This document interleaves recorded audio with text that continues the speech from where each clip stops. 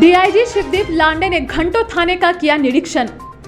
मामला सुपौल जिला के त्रिवेणीगंज अनुमंडलीय मुख्यालय स्थित आदर्श थाना त्रिवेणीगंज में डीआईजी शिवदीप लांडे के द्वारा घंटों बारीकी से निरीक्षण करने की है। डीआईजी शिवदीप लांडे ने बताया कि कोशी प्रक्षेत्र में पहला आदर्श थाना त्रिवेणीगंज का निरीक्षण किया है, जिसमें सभी कार्य ठीक तरीके से चल रहा है। साथ ही निरीक्षण के दौरान जो भी देखा गया उसमें जो कार्य करनी है उसे एसपी डी अमरकेश को भेज दिया जाएगा। साथ ही थाना अंतर्गत कार्य में चौकीदारों की सहभागिता अच्छी रही है। उन सभी चौकीदारों से मिलकर हाल जाना है। क्राइम कंट्रोल के मामले में SP Saharsa Lipi Singh, Madhepura SP Rajesh Kumar, Supaul SP D Amarkesh को पर्सनली बता दिया है। वहीं सीएसपी संचालक से जो रुपये की लूट होती है उसमें सभी सीएसपी संचालक को बता दिया गया है कि 50,000 रुपये से ऊपर जिस किसी को भी लाना ले जाना हो वो स्थानीय थाना पुलिस की मदद लेकर जाए। कुछ सीएसपी संचालक ऐसे हैं जो रुपये का घपला कर लूट का नाम देते हैं, क्योंकि सभी सीएसपी कैश का बीमा रहता है। रुपये लूट का नाम देकर बीमा वालों से वसूल करते हैं। वहीं डीआईजी शिवदीप लांडे को सलामी दी गई। निरीक्षण में शामिल Supaul SP D Amarkesh, SDPO Ganpati Thakur सहित दर्जनों पुरुष महिला पुलिस बल मौजूद थे।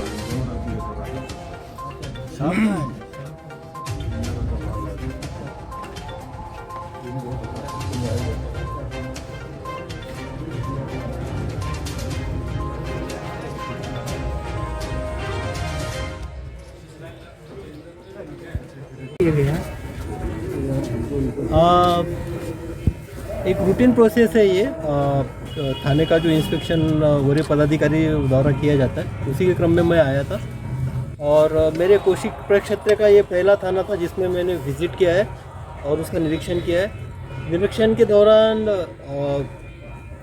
जो भी बातें थी, जो भी निदर्शन में आई है, उसने एक डिटेल रिपोर्ट एसपी के माध्यम से अमरकेश जो एसपी सुपौल है उनके माध्यम से कंसर्न थाना प्रभारी और एसडीपीओ को भेजा जाएगा। और वो त्रुटियाँ जो भी मुझे लगी है, वैसे तो मैं समाधानी हूँ, सेटिस्फाइड हूँ, थाना का काम अच्छा चल रहा है। स्पेशली क्राइम से रिलेटेड जो एक अप्रोच है वो मुझे काफ़ी यहाँ पे अपीलिंग लगा। और कुछ बातें हैं स्पेशली जो कि अभी एक टास्क के तौर पर हम ले सकते हैं। कुछ क्रिमिनल्स हैं जिनको आइडेंटिफाई किया गया है कि जिनका प्रायोरिटी हमारे नज़र से, उनके बारे में भी हमने ब्रीफ किया है कि ये टास्क आपको कंप्लीट करना है। और ये अश्योर भी किया है थाना प्रभारी महोदय ने कि आगे ये टास्क कंप्लीट होगा। उसके साथ साथ शराब से रिलेटेड जो भी, शराबबंदी से रिलेटेड जो भी कार्रवाई यहाँ पे हो रही है उसका एक रिव्यू लिया गया और ये पाया गया है कि चौकीदारों का काफ़ी यहाँ पे सहकार्य रहा है उस टाइप के सीज़न में, तो चौकीदारों से भी स्पेशल मिला गया है। और बस अभी सर थाना का निरीक्षण करते हुए पिछले 24 घंटे में सर 4 घटनाएं हुई है सुपौल में। सर 24 घंटे में 4 कौन सी घटनाएं हुई है? सर सुपौल में एक लूट की घटना हुई है, प्रतापगंज में सर एक रेप की घटना हुई है, उसका आरोपी सर थाना से फरार बताया जा रहा है। सर तो मुझे लगता है आप पत्रकार महोदय, आपका नॉलेज थोड़ा अपडेट नहीं है। सुपौल की घटना में जो अरेस्टिंग हुई थी वो एक्चुअली वो निकल गया था, लेकिन उसको दोबारा पकड़ा गया है, अभी वो हाजत में है।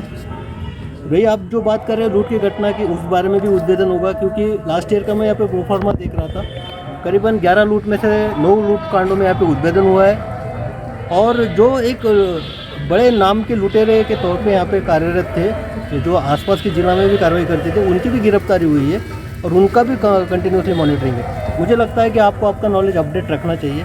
धन्यवाद। सर त्रिवेणीगंज के लोगों की एक डिमांड है कि त्रिवेणीगंज से पूरब जो है एक टोल टैक्स है, उसके आसपास में गश्ती तो दिन में रहती है, रात में भी गश्ती जाती है, लेकिन 1 किलोमीटर में कोई आबादी नहीं है।